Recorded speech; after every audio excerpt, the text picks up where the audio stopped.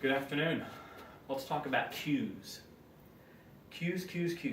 Okay, so typically in conducting, the right hand keeps the beat and the left hand gives the cues. So now that we know what a preparatory breath should look like, let's go ahead and get the left hand involved. By the way, it's important to note, that we don't want mirroring. That term in conducting is where both hands basically do the same thing. And mirroring is a bad idea because basically you're training your ensembles not to watch. You know, most ensembles, I'd say certainly middle school and older, don't need someone to keep a tempo for them. Once a tempo begins, it's just 2, 3, 4, 1, 2, 3, 4. Even if they're tapping their foot, they don't need you to keep a tempo. But they do need visual reminders of what the music looks like, whether it's a crescendo or tempo change or a retard or a stretching of a beat, whatever it is. And that's where the left hand starts to come into play. So, left hand does things that the right hand shouldn't do, and vice versa. So we need to keep in mind. So the left hand shows phrasing, articulation, and dynamics. And again, the right hand will do some of that. You're not going to have like a small right hand while this hand's conducting like this. That doesn't make any sense. But most of those things are primarily done with the left hand. So, again, like prep breaths, all cues are accompanied by a breath. And so there's sort of three motions to a cue. A beat or two before the cue, the left hand should rise up and become part of the gesture, at least get up in the vicinity. And then of course there's the prep breath, and then the left hand will come down and lay down a downbeat to show the section or soloist or player when to come in. So let me give you an example. Let's just say the music is going along in 4/4 time. 1, 2, 3, 4, and I'm just going to prep on beat 1. So here it comes. 1, 2, 3, 4, 1. Now I didn't breathe, so let me try it again because I was talking. 1, 2, 3, 4. Boom. Boom. Boom. And once the left hand has done its job and given the cue in a clear and accurate way, it can just fall back into the distance. You know, so again, we don't want to build in these habits where, okay, I'm up for a cue, I got to keep my hand in, now I'm mirroring for the next 50 bars, and I'm training my ensemble not to watch me. There's no need to do that.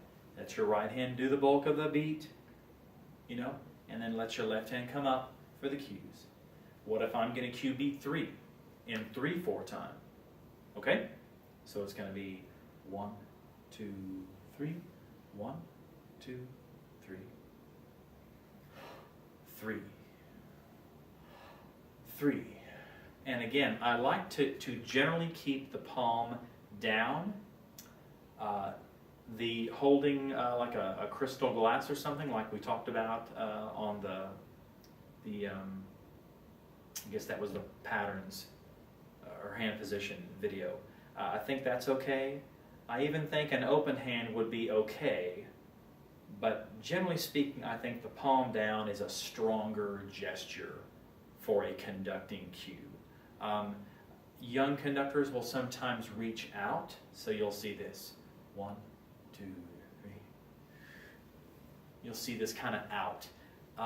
In conducting, we use this axis, if you will. So we conduct high and conduct low sometimes. We talked about with staccato and marcato. We use this axis.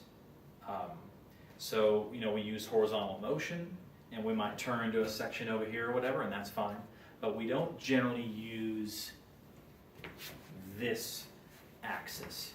I remember a conductor in my youth, a really fine professional choir conductor, and he would actually reach way out to show expression, and I started imitating him.